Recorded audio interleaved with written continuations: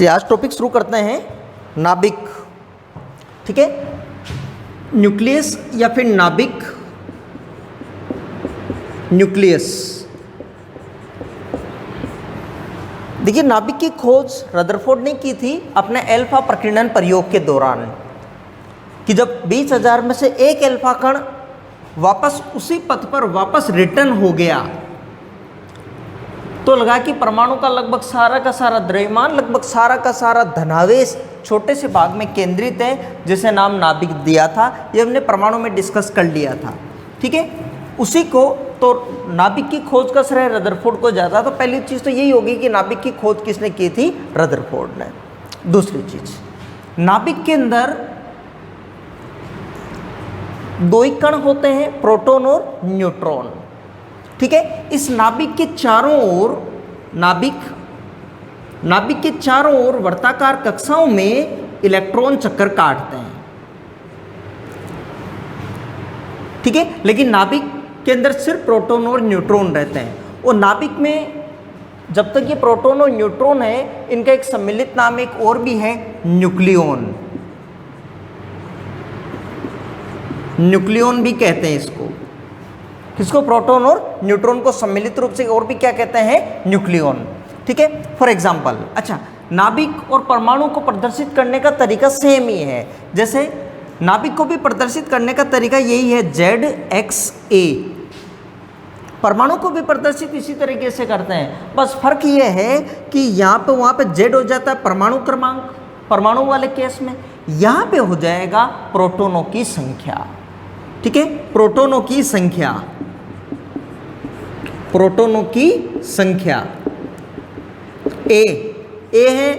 परमाणु वाले केस में द्रव्यमान संख्या कह देते हैं, यहां पर ये कह देते हैं प्रोटॉन प्लस न्यूट्रॉन दोनों, मतलब न्यूक्लियॉनों की संख्या, न्यूक्लियॉनों की संख्या, न्यूक्लियॉनों की संख्या। For example 1H1। तो हाइड्रोजन का अगर परमाणु की बात कहें तो उसके अंदर एक परमाणु क्रमांक है, एक ही प्रोटॉन है और एक ही इलेक्ट्रॉन है। लेकिन नाभिक की बात कहें तो इसके अंदर हाइड्रोजन के नाभिक में एक प्रोटॉन है और टोटल न्यूक्लियॉन भी कितने हैं? एक। न्यूक्लियॉन मतलब प्रोटॉन प्लस न्यूट्रॉन। न्यूक्लियनों की संख्या, या ऐसे कह दीजिए प्रोटॉन प्लस न्यूट्रॉन की संख्या, ये होती है न्यूक्लियॉन की संख्या। ठीक है ना, तो न्यूक्लियॉन की संख्या हो गई एक, तो न्यूट्रॉन कितने होते हैं? 1 - 1। ठीक है, प्रोटॉनों की संख्या हो गई बराबर Z। ठीक है, और न्यूट्रॉनों की संख्या, न्यूट्रॉन की संख्या होती है A - Z। ठीक है ना, देख लीजिएगा 1H1। ठीक है, तो 1H1 हाइड्रोजन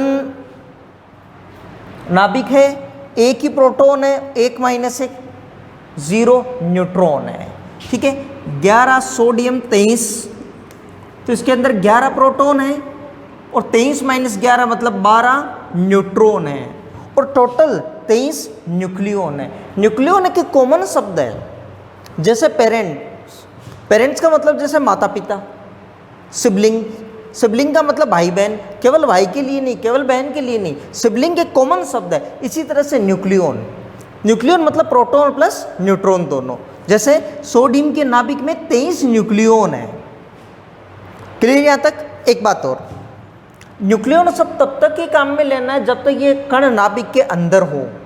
जैसे ये कण ये नाभिक से बाहर आ जाएंगे, नाभिक के विघटन हो जाए, टूट जाए किसी भी तरह से, अगर ये कण बाहर आ जाए तो फिर प्रोटॉन का नाम भाई प्रोटॉन है, न्यूट्रॉन का नाम न्यूट्रॉन है, फिर न्यूक्लियॉन नाम नहीं होगा। क्लियर यहाँ तक? ठीक है, अब देखिएगा, प्रोटॉन न्यूट्रॉन ये हो गए, यहाँ तक न्यूट्रॉन ये हो गए। क्लियर यहाँ तक? ठीक है, अब एक बात और, नाभिक के प्रकार जैसे परमाणु के भी अंदर थे, उसी तरह से नाभिक के प्रकार भी हो जाएंगे। ठीक है, तो इसमें तो एक ही पॉइंट लिखना है कि नाभिक की खोज किसने की? तो नाभिक की खोज की थी रदरफोर्ड ने। रदरफोर्ड द्वारा अल्फा प्रकीर्णन प्रयोग के दौरान, अल्फा प्रकीर्णन प्रयोग के दौरान, प्रयोग के दौरान नाभिक की खोज। रदरफोर्ड द्वारा अल्फा प्रकीर्णन प्रयोग के दौरान। ठीक है, और नाभिक को प्रदर्शित करने का तरीका ये है, एग्जाम्पल लिख लीजिएगा और एक देख लीजिएगा, 13 एल्यूमिनियम 27, 13 प्रोटॉन, 27 माइनस 13 14 न्यूट्रॉन, और टोटल न्यूक्लियन कितने हो गए 27। क्लियर यहाँ तक? ठीक है, एज इट इज आप इतना कॉपी कर लीजिएगा। ठीक है ना। अब आगे की बात सुनो, देखो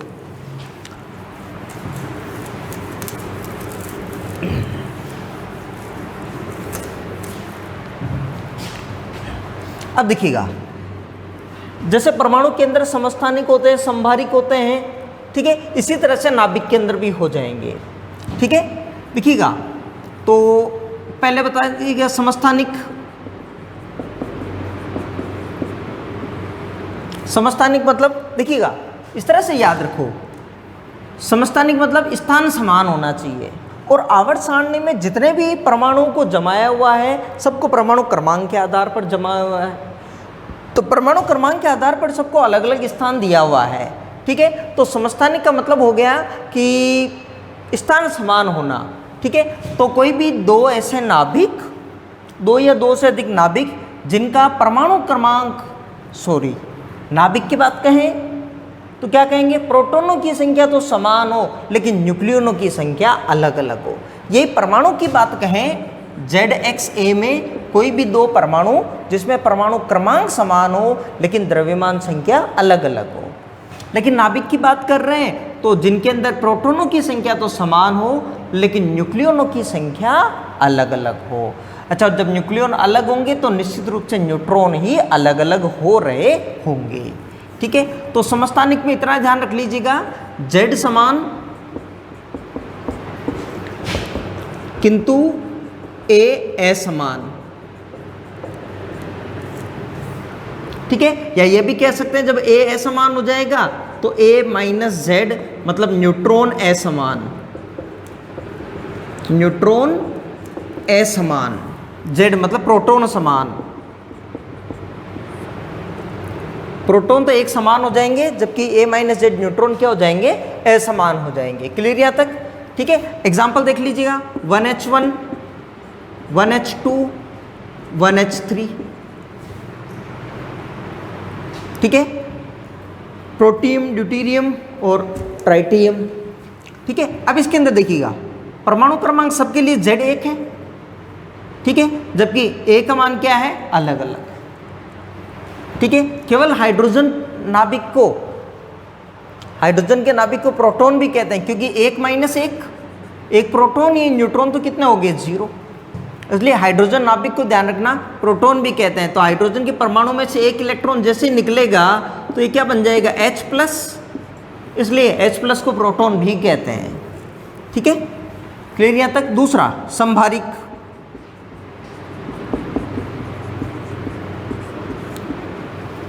संभारिक अब इस तरह से समझो, संभारिक भार एक समान, भार मतलब द्रव्यमान संख्या भी ले लो, मतलब क्या होना चाहिए संभारिक के अंदर, A समान लेकिन Z अलग अलग, तो Z असमान किंतु A एक समान, मतलब प्रोटॉन क्या हो, अलग अलग। नाभिक की बात कर रहे हैं, प्रोटॉन असमान किंतु न्यूक्लियन एक समान, न्यूक्लियन एक समान।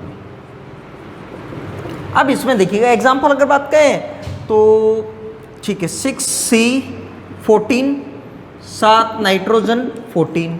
देखो अब इसमें देखो कितने हो गए, 6 प्रोटॉन और 14 न्यूक्लियन हो गए, और इसके अंदर 7 प्रोटॉन लेकिन न्यूक्लियन अभी भी कितने हैं, 14। क्लियर? ठीक है, ठीक है। एक होता है सम न्यूट्रॉनिक या आइसोटोन। तो सम न्यूट्रॉनिक मतलब न्यूट्रॉन एक समान, न्यूट्रॉनों की संख्या एक समान, न्यूट्रॉनों की संख्या एक समान हो जाए। अब न्यूट्रॉनों की संख्या मतलब क्या हो गया, a माइनस जेड एक समान, मतलब a माइनस जेड एक समान हो, ठीक है ना। अब a माइनस जेड एक समान होना चाहिए। देखिएगा इसका एग्जाम्पल कार्बन का 13 भी होता है, 6C13 और 7N14। देखो देखें इसमें, देखो कितने हो गए neutron, 13 minus 6 7 neutron, 14 minus 7 7 neutron. तो न्यूट्रॉन कितने हो गए, 7 न्यूट्रॉन इसमें हो गए, 7 न्यूट्रॉन इसमें हो गए। एग्जाम्पल्स हो गए। क्लियर यहां तक, ठीक है। एक इसके अंदर एक और है, चलिए ये सब सेम हो गए, ठीक है। एक है आपके समावयवी, ये समावयवी से पहले एक और देखते हैं, प्रतीप नाभिक या फिर मिरर न्यूक्ली।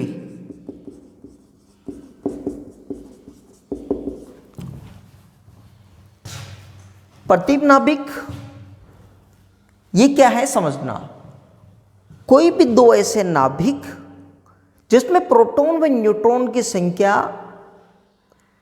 एक्सचेंजेबल हो, मतलब एक में जितने प्रोटॉन है उतने दूसरे में न्यूट्रॉन है, जितने पहले में न्यूट्रॉन है उतने दूसरे में प्रोटॉन है, ठीक है। तो अब देखिएगा, जैसे एग्जांपल इसके बाद कहें, एग्जांपल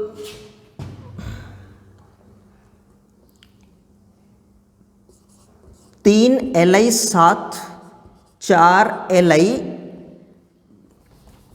बेरिलियम 7, यहां पे देखिएगा, ठीक है। 3 नंबर पे आता है लिथियम, 4 नंबर पे बेरिलियम।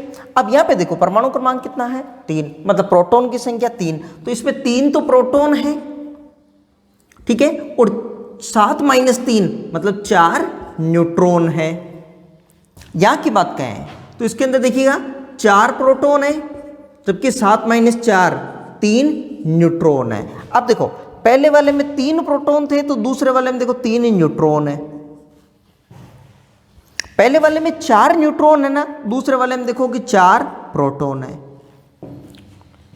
तो कोई भी ऐसे दो नाभिक कि जिसमें पहले वाले में प्रोटॉनों की संख्या दूसरे वाले में न्यूट्रॉन की संख्या के बराबर हो, ठीक है, या पहले वाले में न्यूट्रॉन की संख्या दूसरे वाले में प्रोटॉन की संख्या के बराबर हो, एक्सचेंजेबल हो, प्रोटॉन न्यूट्रॉन, ठीक है, ऐसे नाभिक प्रतीप नाभिक या फिर मिरर न्यूक्ली कहलाएंगे।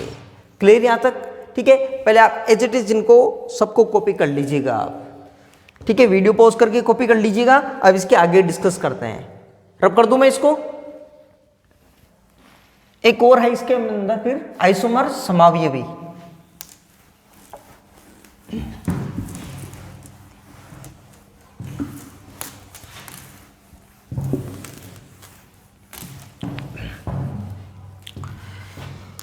एक और है समावयवी या फिर आइसोमर, आइसोमर्स, ठीक है। अब देखिएगा, कोई भी दो ऐसे नाभिक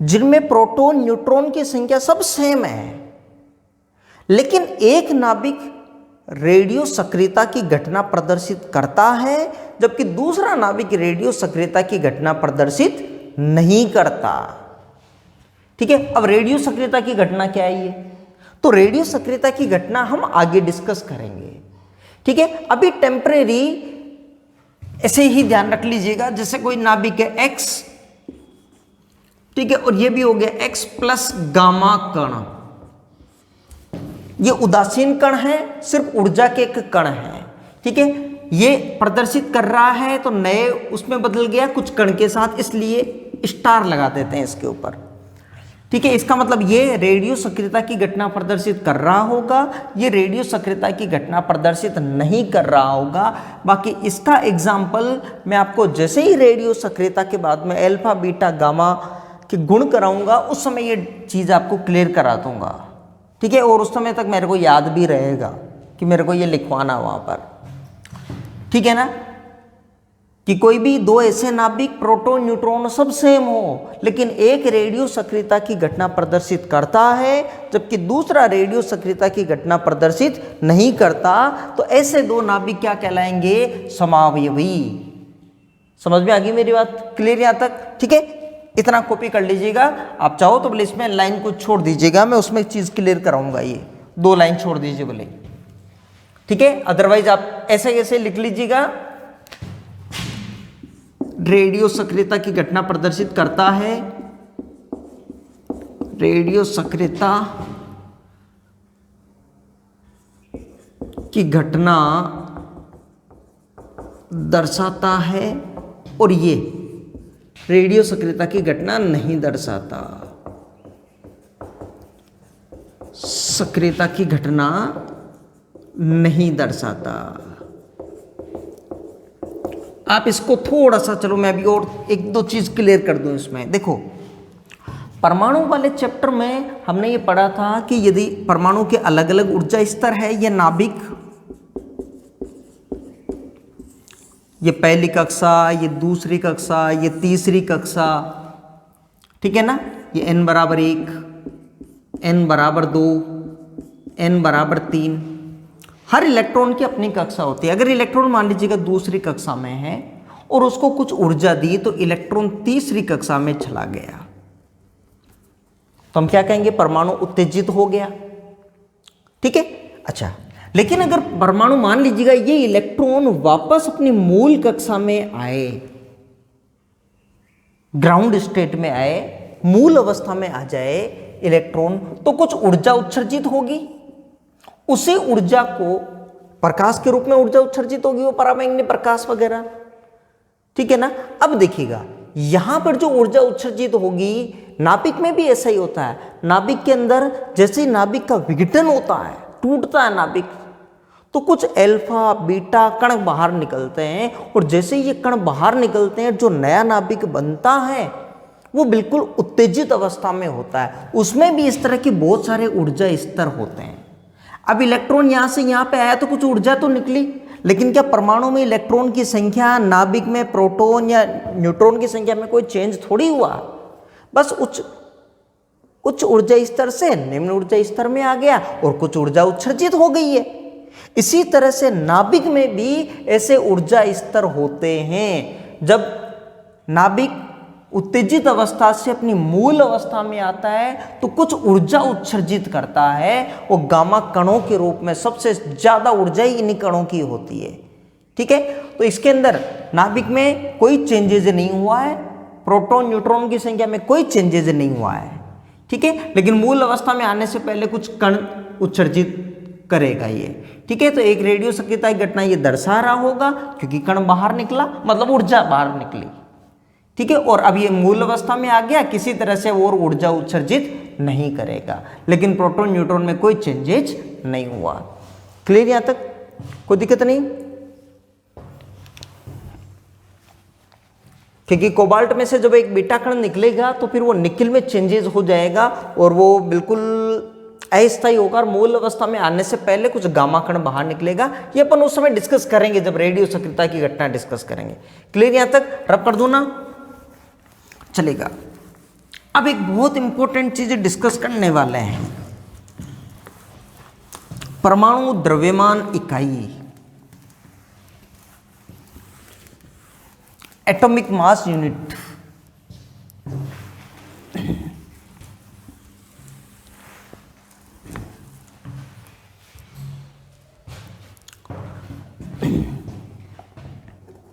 परमाणु द्रव्यमान इकाई समझना आप।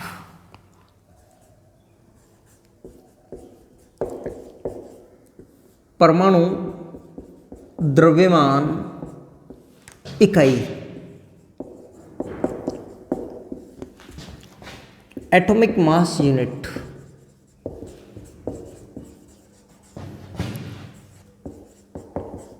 या फिर AMU, या फिर कई जगह सिर्फ U ही भी लिखते हैं, ठीक है ना। तो एटॉमिक मास यूनिट क्या होती है, AMU क्या होता है, इस बात को थोड़ा सा समझना, बात को बहुत इंपॉर्टेंट है। जैसा आपने ये पढ़ा है कि जल का अणुभार कितना होता है, तो जल का अणुभार कितना है 18। तो ये 18 क्या है, ग्राम है, किलोग्राम है, टन है, क्विंटल है, क्या है 18। ठीक है, अब देखिएगा 18 क्या है क्या, ठीक है, तो वैसे है 18 ग्राम पर मोल। ठीक है, सोडियम का परमाणु भार कितना है 23 क्या 23 ग्राम पर मोल। इस बात को थोड़ा सा समझाता हूं मैं बात को। देखिएगा जल का अणुभार, जल एक अणु है इसलिए नाम अणुभार दे दिया, जो एक परमाणु है तो परमाणु भार नाम। अणुभार 18 ग्राम, बजाय आप 18 ग्राम की इस तरह से लिखो 18 ग्राम पर मोल। मोल क्या है, मोल क्या है ये समझो, बताओ। अच्छा, एक जल के अणु का वजन कितना है, एक जल के अणु का वजन कितना है, तो 18 कहने में सर 18 यू, तो यू क्या है 18 एमयू, एमयू क्या है। अच्छा, एक एमयू का मतलब होता कितना है, इसी बात को समझते हैं। देखिएगा पहले थोड़ा सा इस मोल को समझते हैं। मोल, मोल एक संख्या हो गई, जैसे एक डजन, दर्जन, एक दर्जन, एक दर्जन का मतलब क्या हो गया 12, केवल 12 और कुछ नहीं। एक दर्जन पेन 12 पेन, एक दर्जन किताबें 12 किताबें, एक दर्जन स्टूडेंट्स 12 स्टूडेंट्स। ठीक है, दर्जन का मतलब सिर्फ 12, कोई यूनिट नहीं। इसी तरह से मोल समझ लीजिएगा, एक मोल मतलब बहुत बड़ी संख्या है। ये संख्या है अवोगाद्रो संख्या 6.02 गुणा 10 की घात 23, मतलब Na, अवोगाद्रो संख्या Na। ठीक है, अब देखो बात को समझो। एक मोल मतलब ये इतनी बड़ी संख्या हो गई।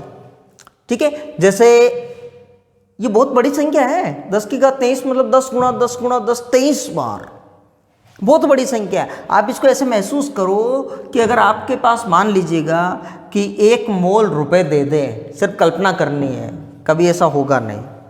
ठीक है ना, अगर आपको पास मान लीजिएगा 1 मोल रुपए दे दे, मतलब 6.02 गुणा 10 की घात 23 रुपए दे दे। ठीक है, और अगर आपको ये कहा जाए, आपको ये कहा जाए कि आप 100 रुपए पर सेकंड खर्च करो, एक सेकंड में कितने रुपए खर्च करना है 100 रुपए खर्च करना है, मतलब 1 मिनट में 60 सेकंड, मतलब 6000 रुपए खर्च करने हैं पर मिनट, खर्च करने हैं। ठीक है ना, तब भी आपके 1 मिनट में 6000 रुपए खर्च करने, आपकी पूरी लाइफ 100 साल के अगर मान लें, ये भी कल्पना ही करना, आजकल नहीं है ऐसा। ठीक है, तो आपकी पूरी 7 पीढ़ियां बीत जाए ना, तब भी ये रुपए खर्च नहीं होंगे। 10 की घात 23 बहुत बड़ी संख्या है, 10 गुणा 10 गुणा 10 गुणा 23 बार करना है भी, तो इतनी बड़ी संख्या है। ठीक है, तो एक मोल बहुत बड़ी संख्या है, ध्यान रखना। एक मोल मतलब Na 6.02 गुणा 10 की घात 23। क्लियर यहां तक। अब देखो बात को, जैसे 1 मोल स्टूडेंट्स 6.02 गुणा 10 की घात 23 स्टूडेंट्स, 1 मोल परमाणु 6.02 गुणा 10 की घात 23 परमाणु। ठीक है, तो जो जल का अणुभार है 18 ग्राम पर मोल है। इसका मतलब क्या हुआ कि 1 मोल जल के अणुओं का वजन है 18 ग्राम। इसका मतलब 1 मोल जल के अणु, या ऐसे कह दें Na, या फिर 6.02 गुणा 10 की घात 23 अणुओं का वजन, अणुओं का द्रव्यमान कितना है 18 ग्राम। हालांकि देखिएगा वजन और द्रव्यमान अलग अलग है, लेकिन केमिस्ट्री में सेम चीज चलती है ये। हालांकि भार एक बल का मात्रक है फिजिक्स के अनुसार, ठीक है, लेकिन केमिस्ट्री में जब भी अणुभार परमाणु भार की बात हो, हमेशा द्रव्यमान की चर्चा होगी, कोई भार कोई बल वगैरह की चर्चा नहीं होगी। ठीक है, तो 1 मोल जल के अणुओं का वजन है 18 ग्राम।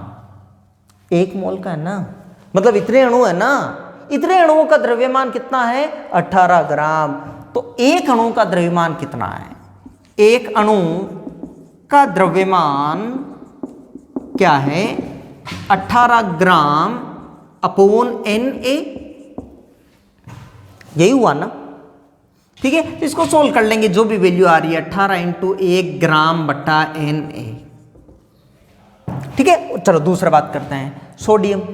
तो सोडियम का परमाणु भार कितना होता है 23 ग्राम पर मोल। ठीक है, इसका मतलब ये हुआ कि 1 मोल सोडियम परमाणु या फिर 6.02 गुणा 10 की घात 23 सोडियम परमाणुओं का वजन या परमाणुओं का द्रव्यमान कितना है आपके पास 23 ग्राम। कितने का है 6.02 गुणा 10 की घात 23 सोडियम परमाणु का द्रव्यमान है। तो एक सोडियम के परमाणु का द्रव्यमान कितना हो गया, एक Na परमाणु, एक सोडियम परमाणु का द्रव्यमान ये क्या हो गया 23 ग्राम बटा Na। तो इसमें भी देखिए बात 23 गुणा 1 ग्राम बटा Na आ रहा है ना। ठीक है, अब बात को समझो, देखो जैसे ऑक्सीजन अणु O2, तो एक अणु का द्रव्यमान उसमें बात कहें, ठीक है, 1 मोल अगर O2 अणु है तो उसका द्रव्यमान कितना हो जाएगा 32 ग्राम। तो एक अणु का द्रव्यमान यहाँ पे क्या लिख देंगे 32 गुणा 1 ग्राम बट्टा Na। यहां पे देखिएगा ये चीज तो सब में कॉमन आ ही रही है ना, तो क्यों नहीं इस चीज को अलग सोल्व कर लें पूरा। इसी को कहते हैं AMU। इसी को क्या कहते हैं AMU। 18 AMU, 23 AMU। तो AMU मतलब क्या हो गया, एक AMU का मतलब कितना हो गया आपके पास 1 ग्राम बट्टा Na। मतलब ये हो गया, किलोग्राम में चेंज कर लें इसको, तो 1 ग्राम मतलब कितना हो गया 10 की घात -3 किलोग्राम बट्टा Na 6.02 गुणा 10 की घात 23। ठीक है, और जब इसको सोल्व करते हैं तो ये वैल्यू लगभग आ जाती है 1.66 गुणा 10 की घात -27 किलोग्राम, लगभग 1.66 इंटू 10⁻⁻27 किलोग्राम एक AMU। ठीक है, तो अब देखिएगा AMU की जरूरत क्यों पड़ी ये भी समझो। देखो आपको 2 डेटा याद नहीं रखना पड़ेगा। जल का अणुभार कितना है, जल का अणु 18 ग्राम की बात कहें तो 1 मोल जल के अणु है, और केवल एक जल के अणु का वजन कितना है 18 AMU। ताकि ये डेटा आपको 2 अलग अलग याद नहीं रखना पड़े, एक ही बार में डेटा में बस यूनिट अलग अलग करना है। ठीक है, 1 मोल सोडियम परमाणुओं का द्रव्यमान कितना है 23 ग्राम। एक सोडियम के परमाणु का वजन कितना है 23 AMU, और AMU मतलब हो गया 1.66 या 1.67 है, 1.67 लिखो आप, 67 10⁻⁻27 किलोग्राम। ठीक है ना, क्लियर यहाँ तक, कोई दिक्कत नहीं। ठीक है, अब देखिएगा इसको परिभाषित कैसे करते हैं, ये उसकी परिभाषा नहीं है। परिभाषित इस तरह से करते हैं, कार्बन परमाणु के एक AMU की जो परिभाषा है कि एक कार्बन परमाणु के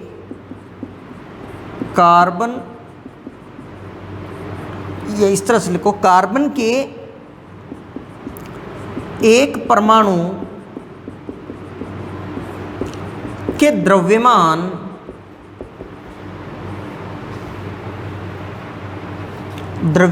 का 1/12वां भाग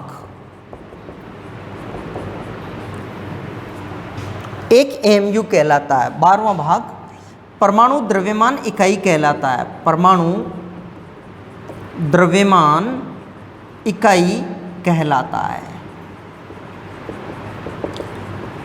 लेकिन इस परिभाषा से क्या है कि ये चीज थोड़ी फील नहीं आती AMU वाली।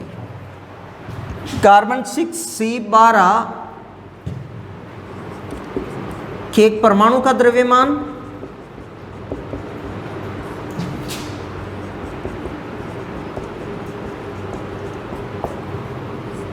एक बट्टा 12, ठीक है, ये आता है 1 AMU। ठीक है, आप इतना कॉपी करो देखिए पहले फटाफट।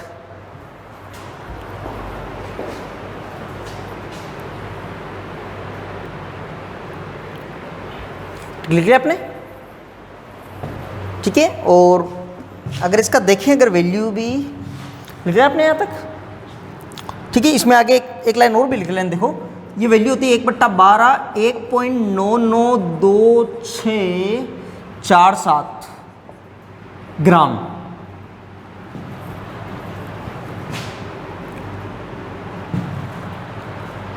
गुणा 10⁻26 किलोग्राम एक कार्बन परमाणु का वजन होता है ये, ठीक है। और इसको भी सोल्व करते हैं तो लगभग ये वैल्यू यही आती है, मतलब 1.67 गुणा 10⁻27 किलोग्राम, ठीक है। परिभाषा पूछे तो ये लिखना है। एमयू क्या है? कार्बन परमाणु के या कार्बन के एक परमाणु के द्रव्यमान का 1/12वां भाग क्या कहलाएगा? परमाणु द्रव्यमान इकाई, एमयू। क्लियर यहाँ तक? ठीक है। बाकी इस तरह से याद करना ज़्यादा बेटर है। 1 ग्राम अपॉन एन है, इसकी वैल्यू अप्रोक्सीमेटली यही आएगी। क्योंकि अब यहाँ पर क्या की जरूरत भी क्यों पड़ रही है? क्योंकि इलेक्ट्रॉन, प्रोटॉन, न्यूट्रॉन, ये एक परमाणु, एक अणु, इनका द्रव्यमान बहुत ही अल्प होता है। किलोग्राम तो एक बहुत बड़ी यूनिट हो गई, ठीक है। इसलिए इनका द्रव्यमान, एक एक अणुओं का द्रव्यमान निकालने के लिए इस परमाणु द्रव्यमान इकाई की जरूरत पड़ी, ठीक है। क्योंकि एक परमाणु का द्रव्यमान, जैसे भी कार्बन की बात कर लीजिएगा जैसे, ठीक है, या फिर ऐसे बात कीजिए, देखो कि जैसे चलो कार्बन की देखो, एक परमाणु का द्रव्यमान कितना है? 1.9926 गुणा 4 7 10⁻26 किलोग्राम। तो किलोग्राम में एक बहुत बड़ी यूनिट हो गई, ठीक है। बजाय इसके कार्बन परमाणु का द्रव्यमान कितना है? 12 AMU, ठीक है, एक कार्बन के, और कार्बन के एक मोल का 12 ग्राम। क्लियर यहां तक? ठीक है। अब एक बात और सुनो, देखो रब कर दूं ना यहां तक। जब परमाणु द्रव्यमान इकाई भी पता लग गई आपको,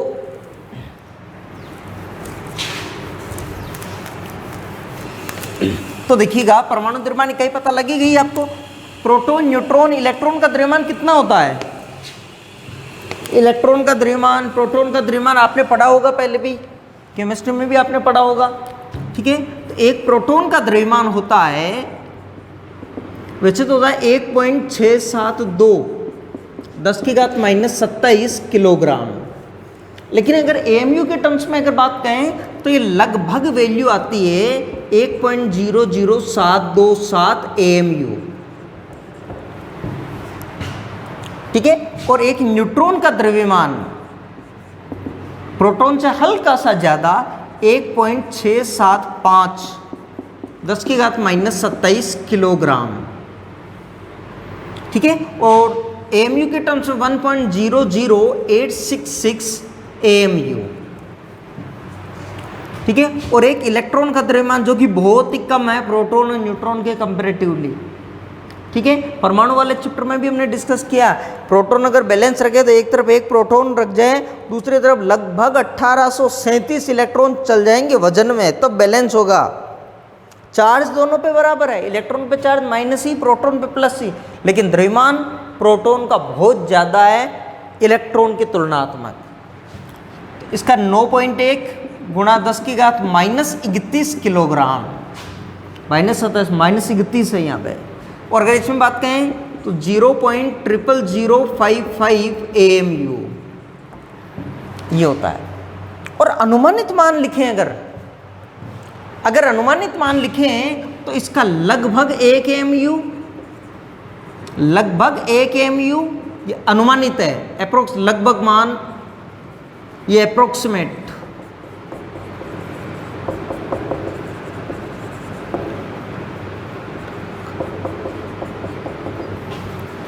और इसका फिर लगभग कितना लिखेंगे? 0 AMU। पॉइंट के बाद 3 0 फिर 5 5 आए तो लगभग 0 AMU 0.0, क्योंकि पॉइंट के बाद 2 जीरो को भी लगभग अपन 1 मान रहे हैं, अनुमानित मान। ठीक है ना, क्लियर यहाँ तक? अब देखिएगा, तो एक प्रोटॉन एक न्यूट्रॉन का लगभग मान कितना है, 1 mu, इलेक्ट्रॉन का 0, एग्जैक्टली ये। ठीक है, अब होगा क्या, जैसे कार्बन परमाणु का द्रव्यमान देखना है, तो कार्बन परमाणु का द्रव्यमान, एक कार्बन परमाणु का द्रव्यमान, परमाणु का द्रव्यमान, तो एक कार्बन परमाणु में बताओ 6C12, तो 12 न्यूक्लियन है, 12 न्यूक्लियन है ना, मतलब 6 प्रोटॉन और 12-6 मतलब 6 न्यूट्रॉन।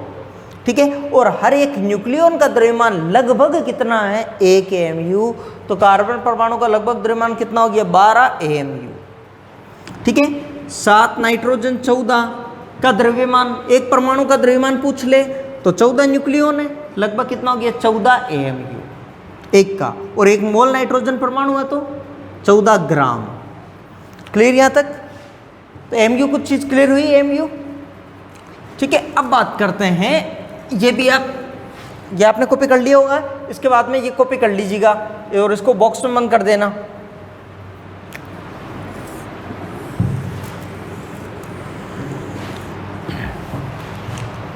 ठीक है, अब बात कर लेते हैं नाभिक का आकार, नाभिक का आकार वगैरह, वो सारी चीजें डिस्कस कर लेते हैं। देखो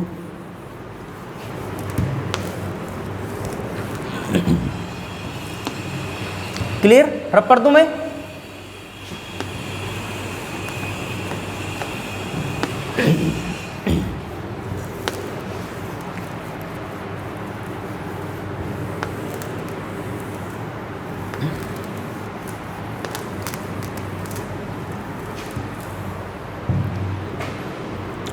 ठीक है, अब अगला हेडिंग डाल दीजिएगा आप, नाभिक की त्रिज्या। नाभिक की त्रिज्या या नाभिक का आकार, किसी भी तरह से, आकार में मतलब त्रिज्या से ही रिप्रेजेंट है। देखो बात को सुनो, देखो आप पढ़ते हैं hydrogen, helium, lithium, beryllium, boron. ठीक है, तो इनका आकार भी बढ़ ही रहा होगा, इलेक्ट्रॉन ज़्यादा हो रहे हैं तो ज़्यादा से ज़्यादा जैसे ही कोष की संख्या बढ़ेगी, ठीक है, तो आकार भी बढ़ने लगेगा परमाणु का। ठीक है, अगर कोष की संख्या बढ़ रही है तो, हालांकि केमिस्ट्री की तरह से पूरे से मैं नहीं कर रहा हूँ कि बाएं से दाएं तक जाने के अंदर आकार कम हो रहा है, वर्ग में ऊपर से नीचे आने पर आकार बढ़ रहा है क्योंकि वो नाभिक का आकर्षण ज़्यादा हो रहा है। मैं तो अगर कोष की संख्या बढ़ रही तो आकार बढ़ रहा होगा। ठीक है, तो मतलब इलेक्ट्रॉनों की संख्या भी बढ़ रही होगी। ठीक है, अब बात को सुनो, तो इनका आकार बढ़ रहा है, तो जैसे हाइड्रोजन है, हीलियम है, लिथियम है, सॉरी, इनके नाभिक में न्यूक्लियन की संख्या भी बढ़ रही है। तो न्यूक्लियन की संख्या यदि बढ़ रही है तो नाभिक भी बड़ा होता जा रहा है। तो नाभिक की त्रिज्या होती कितनी है, तो ध्यान रखना, नाभिक की त्रिज्या होती है R बराबर R0 a⁻1/3, जहाँ R है नाभिक की त्रिज्या, नाभिक की त्रिज्या। ठीक है, R0 एक नियतांक है जिसका मान है 1.2 फर्मी, जिसका मान कितना है, 1.2 फर्मी।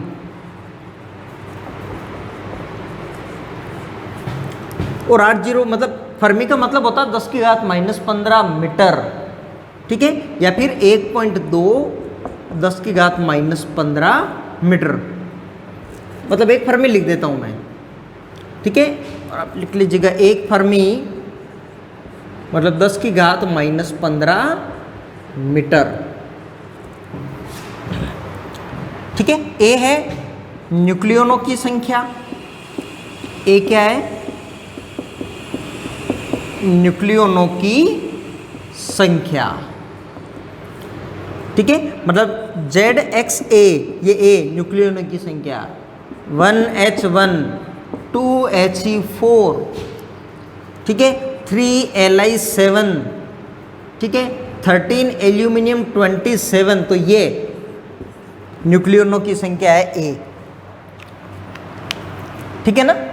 तो जैसे जैसे न्यूक्लियनों की संख्या बढ़ेगी नाभिक का आकार भी बढ़ेगा। ठीक है, एक एग्जांपल कर लेते हैं, मान लीजिएगा। ठीक है, तो आप इसमें एक ही लाइन लिखना है, लिख लीजिएगा कि नाभिक की त्रिज्या निम्न सूत्र से दी जाती है, बस इतना ही लिख लीजिएगा ये। ठीक है, और एक क्वेश्चन करते हैं, देखो एग्जांपल क्या दिया, 13 एल्यूमिनियम 27 नाभिक की त्रिज्या ज्ञात करो। नाभिक की त्रिज्या ज्ञात करो।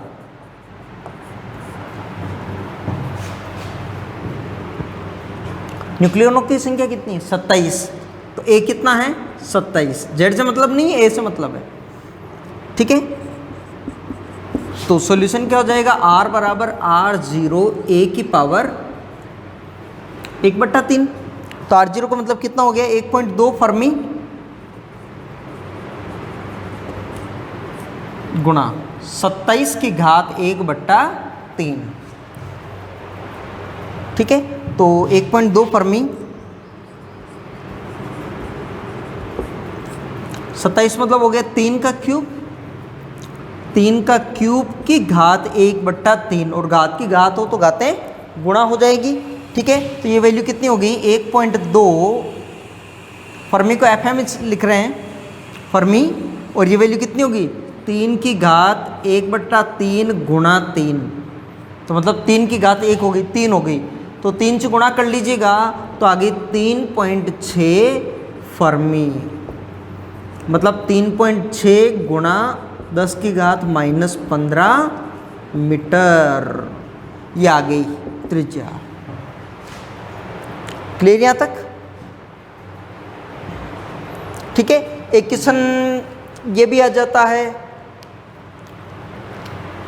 जैसे क्वेश्चन ये आ जाए, रब करते हैं और कॉपी कर लीजिए आप इतना।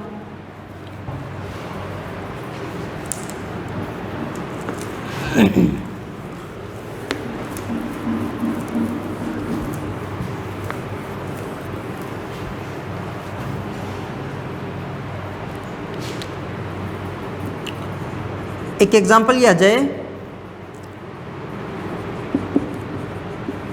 नाभिकों x1 a बराबर 27 व x2 a बराबर 64 के नाभिकों या के नाभिक की त्रिज्याओं का अनुपात ज्ञात करो। के नाभिक की त्रिज्याओं का अनुपात ज्ञात करो।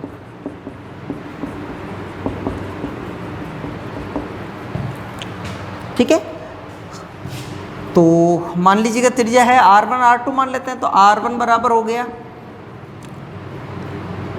R0 a की पावर 1/3 है, तो A1 लिख लेते हैं पहले वाले में, और दूसरे में R2, तो R0 तो कांस्टेंट है, सब में सेम ही है। ठीक है, A2 की घात 1/3। ठीक है, तो ये R1/R2 क्या हो गया? तो R1/R2 की बात करें तो R0 से R0 तो कैंसिल आउट हो जाएगा। ठीक है, क्या हो जाएगा? देखो A1/A2 की घात 1/3। ठीक है, तो कितना हो गया? ये देखो 27/64 की घात 1/3, तो 27 का घन क्यूब घनमूल हो गया 3, और इसका घनमूल 4, तो आंसर कितना आ गया? ये 3/4, 3:4। ठीक है, लिख लीजिए आप ये। क्लियर? अब बात करते हैं आयतन की, रब कर दूं, तो त्रिज्या का फॉर्मूला क्या हो गया? R बराबर R0 a की पावर 1/3। ठीक है, अब नाभिक का आयतन और घनत्व 2 टॉपिक डिस्कस करना है बस इस लेक्चर में, बाकी बाद में करेंगे।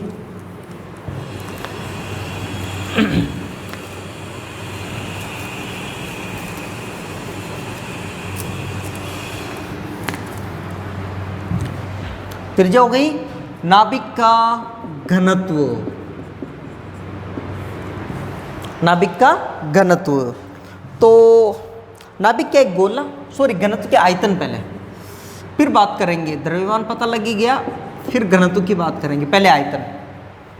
नाभिक का घनत्व टॉपिक अगर इसने लिख लिया तो थोड़ा चेंज कर लेना। नाभिक का आयतन पहले, नाभिक भी परमाणु के गोलाकार हिस्सा है, उसमें नाभिक भी गोल है, तो गोले का आयतन कितना होता है 4/3 पाई आर क्यूब।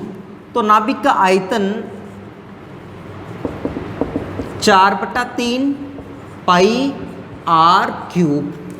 आर क्या हो गई त्रिज्या, और त्रिज्या फॉर्मूला आपको पता है, आर बराबर कितना है r0 a की पावर 1/3।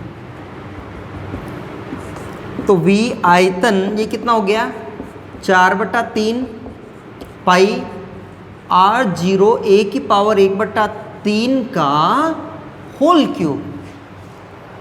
ठीक है, ये वैल्यू कितनी हो गई 4/3 पाई, तो r0 का क्यूब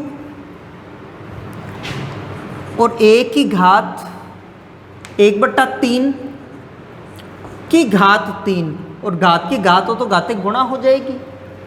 ठीक है, 4/3 पाई r0 का क्यूब गुणा a, a की घात देखो 1/3 गुणा 3,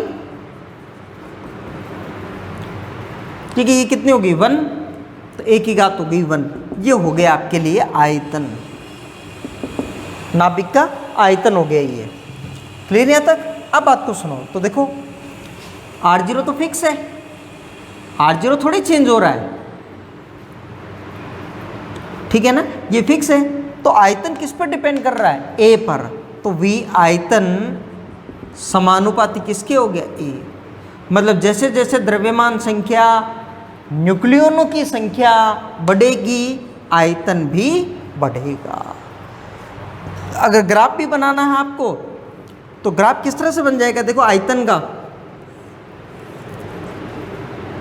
अगर इधर v आयतन और इधर न्यूक्लियनों की संख्या a, अगर इसके बीच में ग्राफ बनाएं तो y प्रोपोर्शनल टू क्या हो गया ये x, तो ग्राफ कैसा बन जाएगा इस तरह से ग्राफ, ठीक है ना। तो ये बन गया आपके लिए ग्राफ v आयतन समानुपाती a।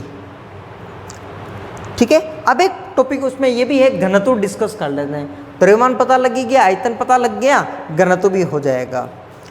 तो न्यूक्लियनों की संख्या बढ़ने पर त्रिज्या बढ़ेगी, आकार बढ़ेगा, तो आयतन भी बढ़ ही रहा है। क्लियर? एक बात तो कर लेते हैं घनत्व, तो इसमें ये हो गया आयतन घनत्व, तो नाभिक का घनत्व एज इट इज कॉपी करना आपको, नाभिक का घनत्व। अब देखो तो घनत्व का फॉर्मूला क्या होता है, द्रव्यमान बटा आयतन। घनत्व तो हो गया, देखिएगा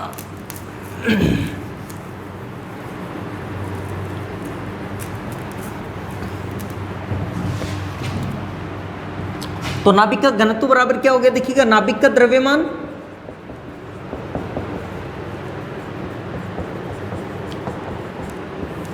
बटा नाभिक का आयतन, नाभिक का आयतन, ये होता है घनत्व। ठीक है, तो नाभिक का द्रव्यमान लिख लीजिएगा अपने जैसे m बटा v आयतन। अब बात को समझो थोड़ा सा, आयतन का सूत्र लिख देंगे, ये आयतन का फॉर्मूला लिख ही देंगे। यहाँ पे बात को सुनो, देखो किसी भी नाभिक को लिखने का तरीका क्या है, जेड एक्स ए। ए क्या है, न्यूक्लियनों की संख्या, प्रोटॉन प्लस न्यूट्रॉन। अच्छा, और एक प्रोटॉन और एक न्यूट्रॉन का लगभग द्रव्यमान कितना है, 1 AMU। लगभग द्रव्यमान कितना उसका, 1 AMU। तो इसका लगभग द्रव्यमान हो गया आपके लिए 1 AMU। ठीक है, अब मान लीजिएगा सोडियम की बात कर लें, तो सोडियम के लिए 11 23, तो 23 न्यूक्लियन है ना, हर एक का द्रव्यमान 1 AMU। तो सोडियम का कितना हो गया 23 इंटू 1 mu। जल का अणुभार 18, ठीक है। या इसमें बात कर लेते, किसी नाभिक की बात करते हैं, अणु की बात नहीं कर रहे, नाभिक की, ठीक है। ऑक्सीजन नाभिक है तो 16 न्यूक्लियन है उसमें, तो द्रव्यमान कितना हो गया 16 गुणा AMU, 1 AMU। तो किसी भी नाभिक को लिखते हैं ZXA से, तो A न्यूक्लियन हुए ना, और हर एक न्यूक्लियन का द्रव्यमान कितना है 1 AMU, ठीक है। 1 AMU है तो फिर इसका द्रव्यमान कितना हो गया A इंटू, क्योंकि लिख लीजिएगा किसी नाभिक में A न्यूक्लियन है तथा प्रत्येक न्यूक्लियन का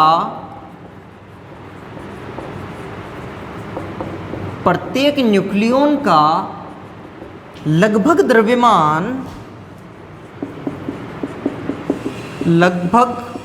द्रव्यमान 1 AMU है। अतः नाभिक का द्रव्यमान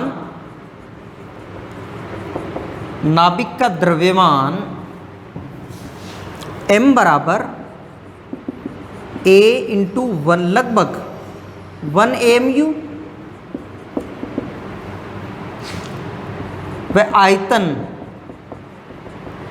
ये है ही आयतन आपके पास, वह आयतन, ठीक है। तो घनत्व क्या हो जाएगा, घनत्व रो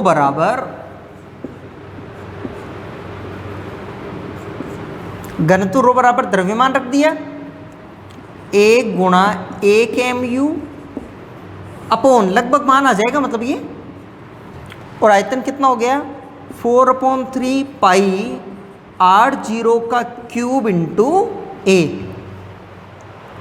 तो खास बात देखिएगा, A से 1 कैंसिल आउट हो रहा है, मतलब घनत्व न्यूक्लियनों की संख्या पर डिपेंड ही नहीं है। मतलब हाइड्रोजन का नाभिक हो, चाहे हीलियम का हो, चाहे सोडियम का हो, चाहे मैग्नीशियम का हो, किसी का भी नाभिक हो, ठीक है, न्यूक्लियनों की संख्या पर घनत्व डिपेंड नहीं कर रहा। तो बाकी सबकी वैल्यू रख दो, 1.67 किलोग्राम अपॉन 4/3,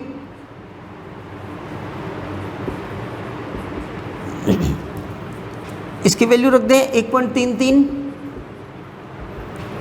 3.14 और r0 का क्यूब 1.2 गुणा 10 की घात -15 फर्मी है ना का होल क्यूब,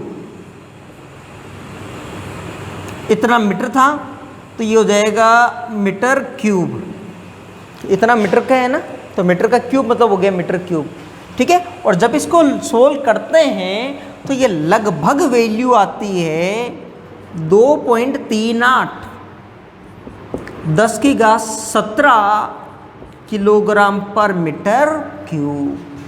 तो नाभिक का घनत्व देखो एक कांस्टेंट राशि है, मतलब नाभिक का घनत्व सेम होने का मतलब क्या हो गया कि हाइड्रोजन, हीलियम, लिथियम कोई भी परमाणु हो उसके अंदर जो नाभिक है सब में पदार्थ एक जैसा ही है। ये नाभिक का घनत्व, औसतन घनत्व ये आ गया, ठीक है। तो अगर घनत्व का न्यूक्लियनों की संख्या पे देखें बात, तो घनत्व और न्यूक्लियनों की संख्या ए, तो एक कम हो चाहे ज्यादा हो, घनत्व पे तो कोई प्रभाव ही नहीं पड़ रहा। ये आ गया ग्राफ इस तरह से, ठीक है ना, बिल्कुल स्ट्रेट लाइन ये ग्राफ आ जाएगा सीधा, ठीक है। बाकी आयतन बढ़ रहा था, ठीक है। अच्छा, और इसमें थोड़ा सा मैं इससे रियलाइज कराता हूँ, देखिएगा ये घनत्व बहुत ज़्यादा है। पानी का घनत्व कितना होता है 10 की घात 3 किलोग्राम पर मीटर क्यूब, ठीक है। पानी के घनत्व से लगभग 10 की घात 14 गुना ज़्यादा घनत्व है। इतना देखिए, घनत्व जितना ज़्यादा होगा चीज़ का वजन, द्रव्यमान बहुत ज़्यादा होगा।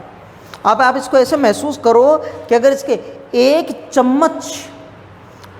चम्मच अगर मिट्टी का वजन बहुत कम होगा। लेकिन 1 चम्मच पदार्थ नाभिक वाला ले लें, जो नाभिक के अंदर पदार्थ है, तो उसका वजन कई टन हो जाएगा। ठीक है, अगर मान लीजिए 1 चम्मच आप उठा नहीं सकते, 1 चम्मच नाभिक के द्रव्यमान को, इतना ज़्यादा वेट हो जाएगा।